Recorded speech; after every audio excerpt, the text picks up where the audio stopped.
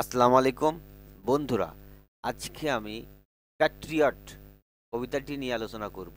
লিখেছেন Robert Browning. তিনি জন্মগ্রহণ করেন মে ৭, ১৮১২।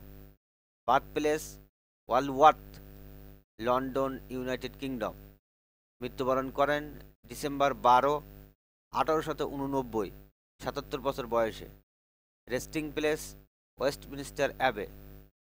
Notable work: the piper of Hamelin, my last duchess, the ring and the book, man and women, dramatis personae, dramatic lyric, dramatic romance and lyric, অ্যাসোল্যান্ডো।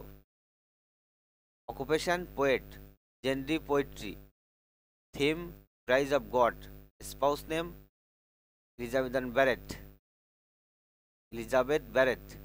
স্ট্যানজা 6, line of poem 29।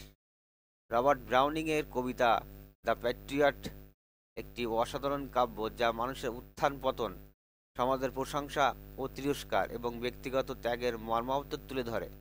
নিচে কবিতা line by line Bangla অর্থ তুলে ধরা হলো। The Patriot, an old story.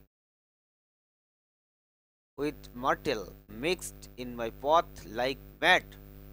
আমার পথ উন্মাদের মতো মিটল দিয়ে সাজানো ছিল।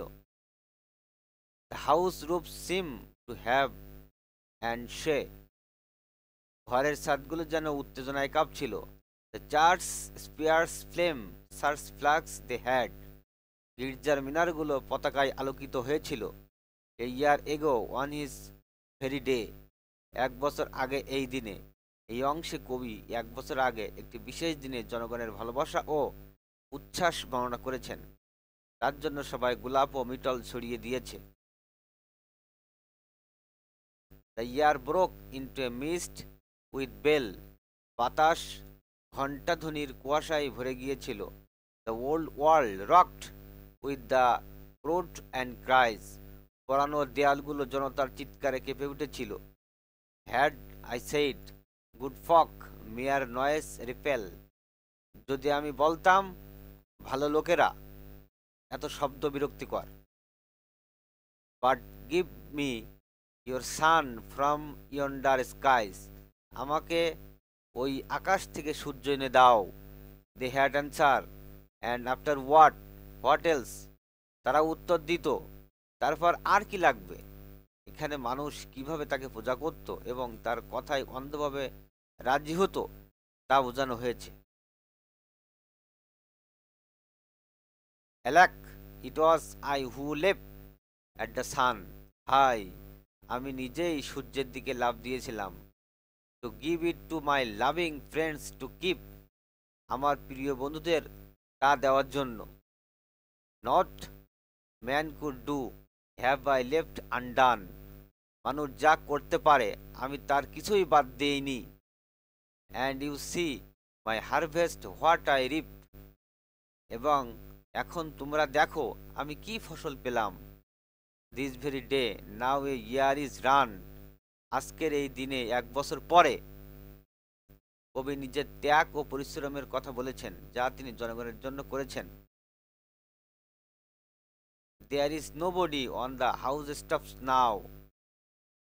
এখন কোনো ঘরের ছাদে কেউ নেই। Just a palsied few at the windows set. কেবল কিছু বয়স্ক মানুষ জানালার পাশে বসে আছে। For the best of the sight is all allowed. কারণ সবার মতে সবচেয়ে ভালো দৃশ্য হলো at the shambles gate, or better yet shamble গেটের সামনে, বা তার থেকেও ভালো। By the very scaffold's foot I TRAU. ফাঁসির মঞ্চের নিচে। এখানে কবি দেখান যে ১ বছর আগে যে জনতা তাকে পূজা করেছিল তারা এখন তার বিপক্ষে দাঁড়িয়ে আছে। I go in the rain and more than needs. আমি বৃষ্টিতে যাচ্ছি এবং প্রয়োজনের চেয়ে বেশি ভিজছি। A rope cuts both my wrists behind.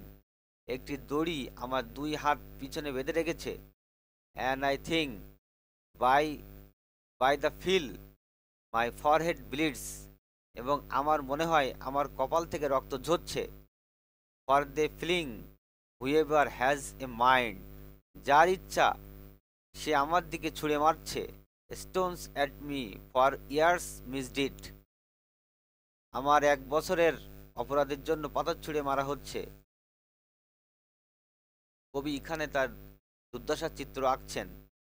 একসময় যারা তাকে প্রশংসা করত, এখন তারা তাকে অপমান করছে। Thus I entered and thus I go. এইভাবে আমি প্রবেশ করেছিলাম আর এইভাবে চলে যাচ্ছি। In triumphs people have dropped down dead. বিজয়ের পথে অনেকে মারা গেছে। Paid by the world what dost thou owe. পৃথিবী যা দিয়েছে তার বিনিময়ে তুমি কি পাওনি? Me God might question now instead. আমাকে ঈশ্বর হয়তো প্রশ্ন করবেন এখন তার বদলে। It is God shall repay, I am safer so. ঈশ্বর প্রতিদান দেবেন, আমি এভাবেই নিরাপদ। শেষ অংশে কবি ঈশ্বরের প্রতি তার আস্থা প্রকাশ করেন। তিনি বলেন, পৃথিবীর বিচার অন্যায় হতে পারে, কিন্তু ঈশ্বর ন্যায় বিচার করবেন। দ্য প্যাট্রিয়ট কবিতার সারাংশ। রবার্ট ব্রাউনিং এর দ্য প্যাট্রিয়ট কবিতাটি একজন মানুষের উত্থান পতন, সমাজের পরিবর্তনশীল মনোভাব এবং আত্মত্যাগের গভীর মর্ম তুলে ধরে। কবিতাটিতে 6টি স্তবকে বিভক্ত। এখানে একজন বীর 1 বছর আগে সম্মান ও ভালোবাসায় ভরা ছিল এবং 1 বছর পরে অপমানিত ও ত্যায্য হয়ে মৃত্যুর মুখোমুখি হয়। কবিতার মূল বিষয়বস্তু। কবিতার শুরুতে কবি সেই সময়ের কথা বলেন যখন মানুষ তাকে সম্মান ও ভালোবাসা দিয়েছিল। তার পথ গোলাপ ও মিটল দিয়ে সাজানো ছিল। জনতা তার প্রশংসায় মত্ত ছিল এবং তার প্রতি অন্ধ অনুগত্য দেখিয়েছিল। সেই সময় তিনি এক নায়ক ছিলেন। কবি বর্ণনা করেন কিভাবে তিনি মানুষের জন্য সবকিছু উৎসর্গ করেছেন। তিনি তাদের জন্য নিজেকে ঝুঁকির মুখে ফেলেছেন, এমনকি সূর্য আনার চেষ্টাও করেছেন, কিন্তু তার ত্যাগ স্বীকারের কোনো মূল্য দেয়নি সমাজ। 1 বছর পর পরিস্থিতি পুরোপুরি বদলে যায়। যেসব মানুষ তাকে একসময় পূজা করত তারাই এখন তাকে ঘৃণা করে। তাকে স্যাম্পেলের গেটে অর্থাৎ ফাঁসির মঞ্চে নিয়ে যাওয়া হচ্ছে। জনতা তাকে পাথর ছুঁড়ে মারছে এবং তার কপাল রক্তাক্ত। এক সময়ের নায়ক এখন তিরস্কৃত ও অপমানিত। কবি বলেন, পৃথিবীর বিচার যতই কঠোর হোক, ঈশ্বর তার প্রকৃত ন্যায় বিচার করবেন। পৃথিবী তাকে যা দিয়েছে তা তিনি গ্রহণ করেছেন। এখন তিনি নিশ্চিত যে ঈশ্বর তাকে সঠিক প্রতিদান দেবেন। মূল বার্তা হচ্ছে কবিতাটি মানব সমাজের পরিবর্তনশীল মনোভাব এবং মানুষের প্রশংসা ও তিরস্কারের ভঙ্গুর প্রকৃতিকে তুলে ধরে। কবি আমাদের দেখান যে পৃথিবীর বিচার ক্ষণস্থায়ী, কিন্তু ঈশ্বরের বিচার চিরস্থায়ী। বন্ধুরা, আজকের কবিতাটি এ পর্যন্তই। ভালো থেকো সবাই।